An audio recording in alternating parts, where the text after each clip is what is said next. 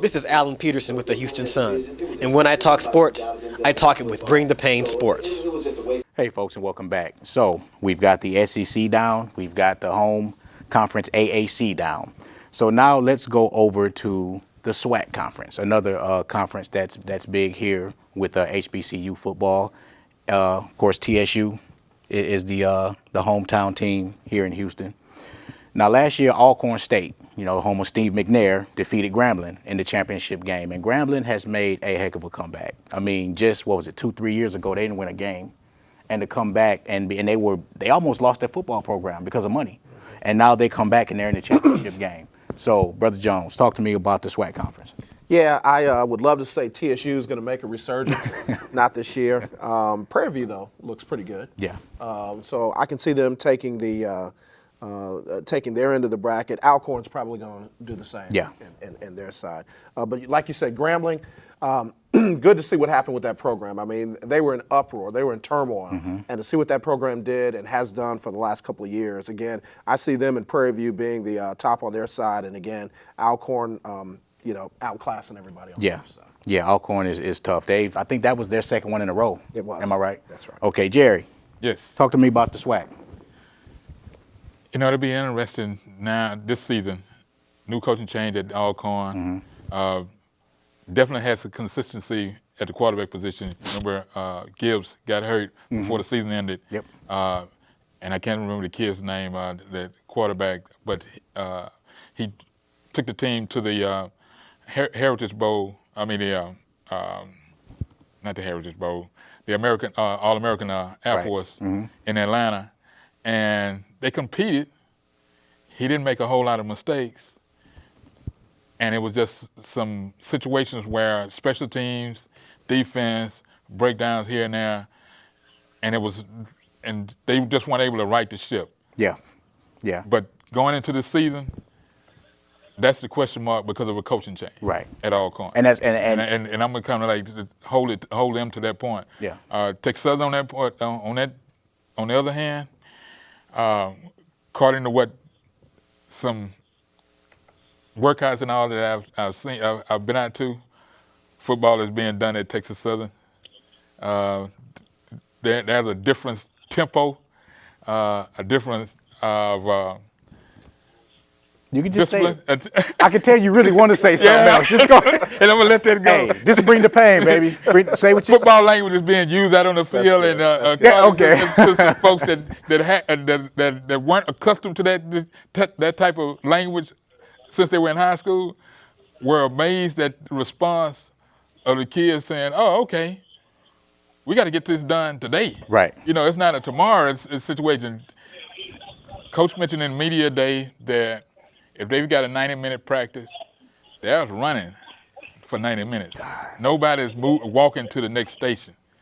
There's a barking of orders, and if you're not moving fast enough, there will be repercussions for your action. Consequences and repercussions. And everybody's starting to buy in. Mm-hmm. It'll be interesting how they adjust to trying to settle in on a quarterback, a stable quarterback, somebody that's not going to get hurt. That offensive line has to truly get better than what it was last year. Because it was makeshift. And that's typically what I noticed being an HBCU myself. That's typically, and now doing what I do now, and I'm up close and personal at these big schools. The biggest thing is the offensive line play. That's usually the biggest difference between, say, HBCU ball and SEC ball. I mean, you look at the O-line or in the defensive line play, and that's huge. And I'm being told that we do have a caller on the phone. We have a special guest. We have Dr. Kenyatta Cavill. He's the sports management manager for Texas Southern University. Dr. Cavill, you there? Yes, I'm here. I heard him in the booth. Can you hear me? I can't hear him.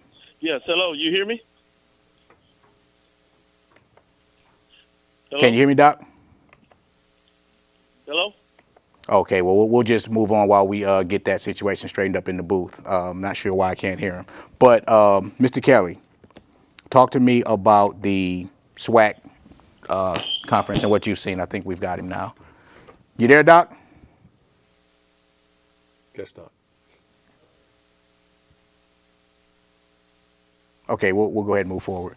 Go ahead, Ms. Kelly. I agree with Jerry. I was at the conference, the TSU Media Day for football, and I see a whole different attitude. Good. TSU football. Great. Do I think they're going to contend for the title? No.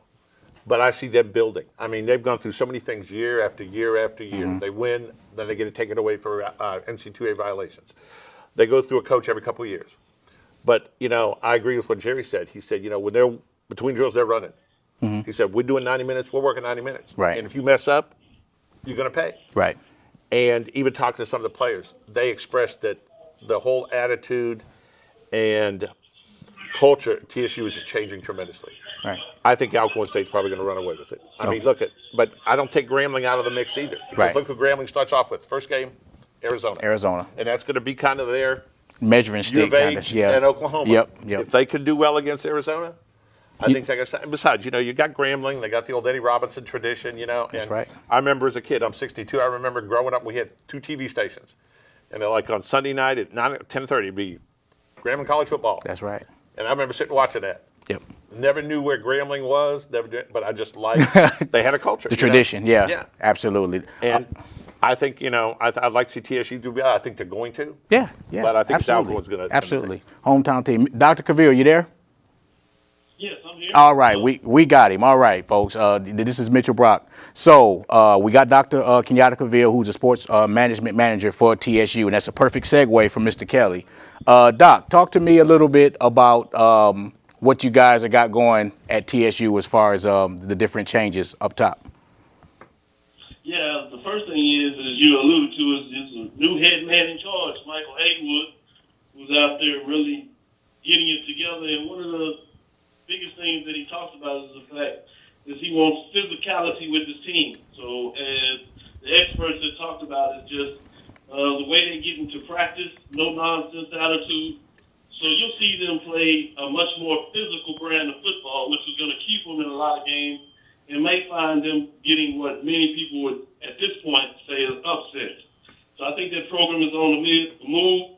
They did $1 million renovation, which included the field with the new turf for practice, as well as their complex in terms of the coaching facilities and for the athletes.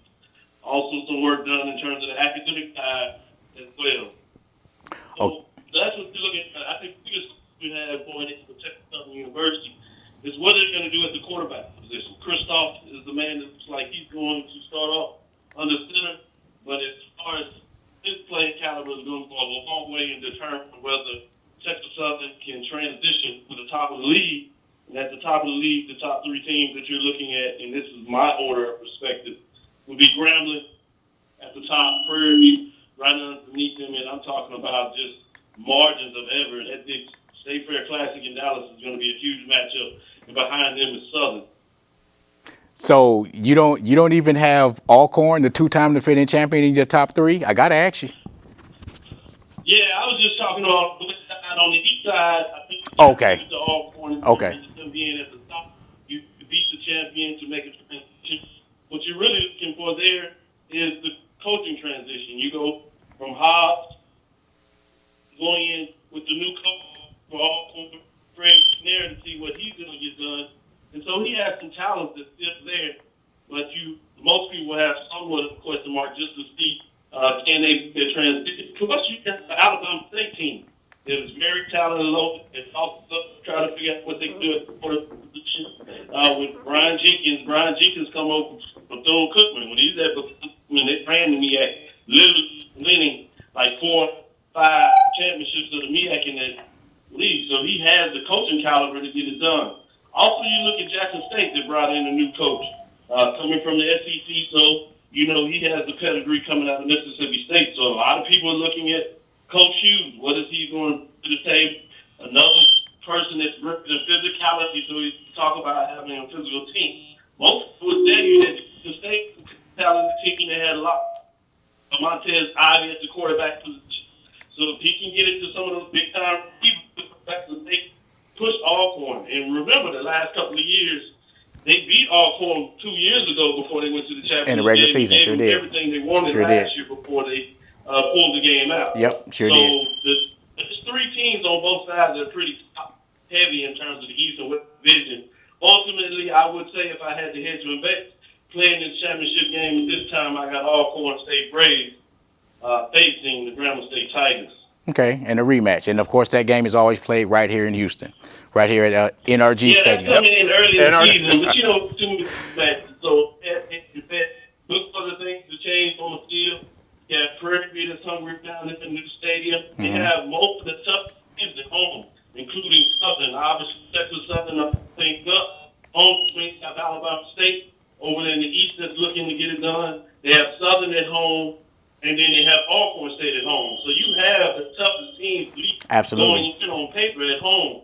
So if you're going to edge out Prairie View, that's the thing that you really watch out for. Again, the State Fair against Dallas College, hopefully they're going to make the decision on who's going to win that game. With Graham, everybody heard about their transfer quarterback and a lot of other transfer players. They got Don Vontae coming out of Skyline over there as the quarterback, but he hasn't played in a year. Right. He's starting to emerge in terms of camps, saying that he's probably going to get the starting job. But when that live game action, how does he play with the teammates there, and how can they make that fit, especially with a lot of the transfers they got in? So that's the question mark when you have Grambling. A lot of talent. Can they make another run for a conference championship? That's right. Well, hey, Doc, we definitely appreciate your time, brother. Thanks for calling in. We always appreciate you.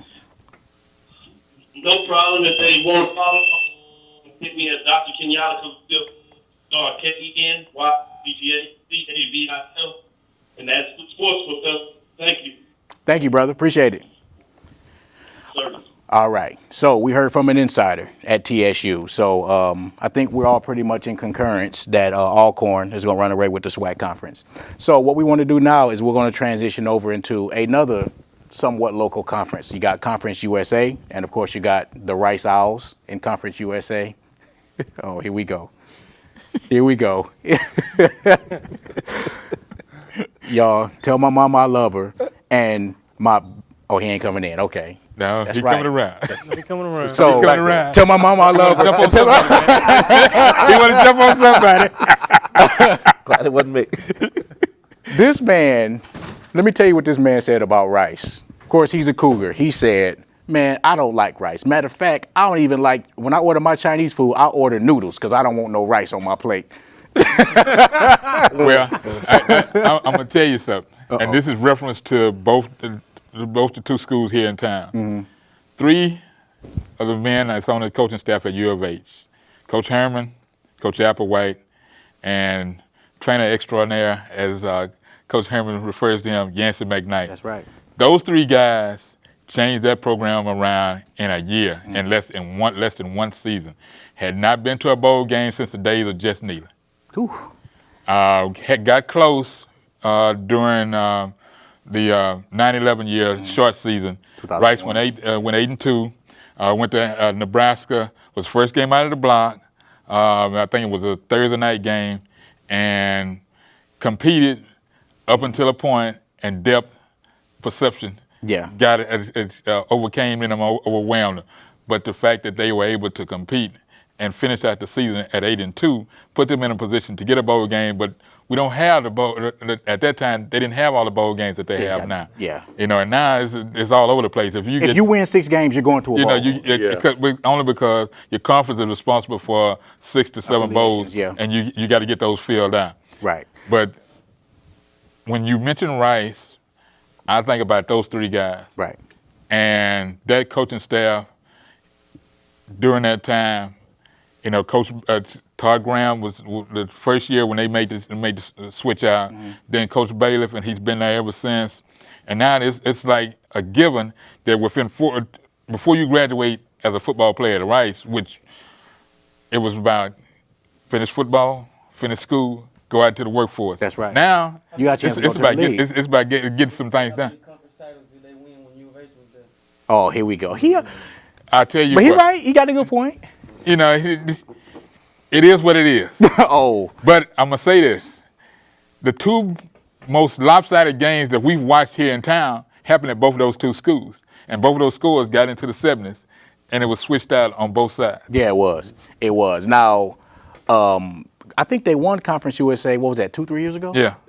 Yeah. They won the conference, yes. Yeah. And they went to the Memphis Bowl, went to the Liberty Bowl, and played against Dak Prescott and that crew. And Mississippi State. Mississippi And State. gave them. Oh, yeah. They lost, but they gave them hell. Yeah, I remember that game it was a correctly. fight. It was a fight. Now, the defending champion in the conference is the Western Kentucky Hilltoppers, right? I've always been told, don't play around with Hilltoppers. You just don't. Hey, and literally, and no matter what sport it is, you just don't play around with those folks.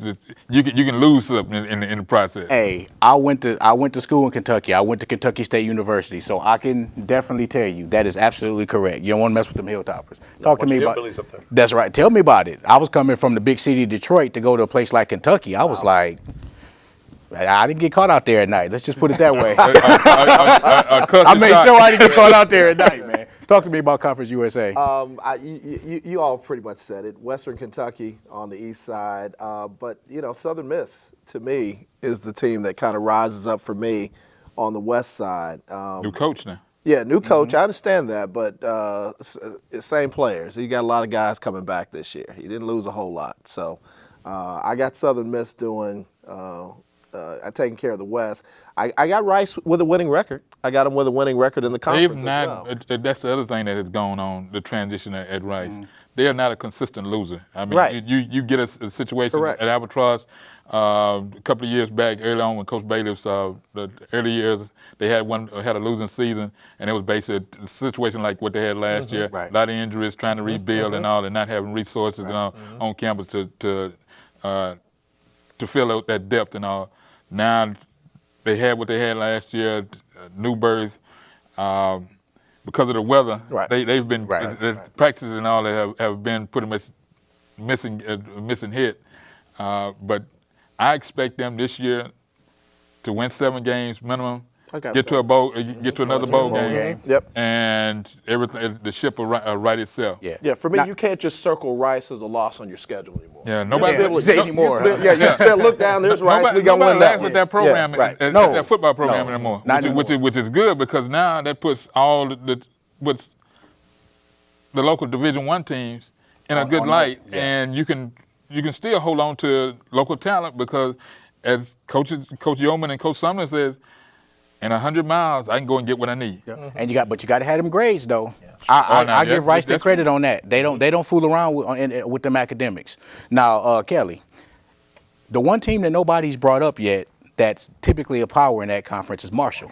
I'm picking them to win the East. I know him. That's it. So you got Marshall to win the East. I got East. Marshall in the East. I got Southern Mississippi in the West. And I don't think it's going to be Middle Tennessee and Western Kentucky battling it out for second and third. Yeah. In the East. I think Marshall's going to do it. I think they're going to surprise a lot of people. Yeah.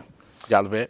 Well, it's just good to see Rice have some continuity, and these teams. It's good to see other smaller conferences get cohesiveness because they're realizing, hey, look, we can't trade out coaches like this. We can't, keep switching up everything, and it makes everything more competitive. And you really want a competitive field wherever you go. So, as far as them go, I said Western Kentucky. Then, of course, I said maybe Rice. Yeah. So you think Rice can win the division? Oh, okay. I was about to say. Whoa. Yeah. So. Who's your pick? Who would I pick out of the West? Or to win the conference in general? To win the conference, I'm taking Western Kentucky. Western Kentucky. I like Marshall. Marshall is one of those teams. It's another one of those teams that people didn't realize had a football team until you had guys like Byron Leftwich, Randy Moss, Chad Pennington, who we met down at the Super Bowl, and is a really, really cool cat. Chad, appreciate you. But yeah, I like Marshall in that division. I actually think that, Middle Tennessee State is another sleeper. They're always a team that's always right there. They never win it, but they're always right there. And again, I don't think you can circle them as a loss. But we definitely got to take a break real quick, y'all. So when we come back, we'll be talking about the Big 12 and the Big 10. So stay with us and we'll be right back.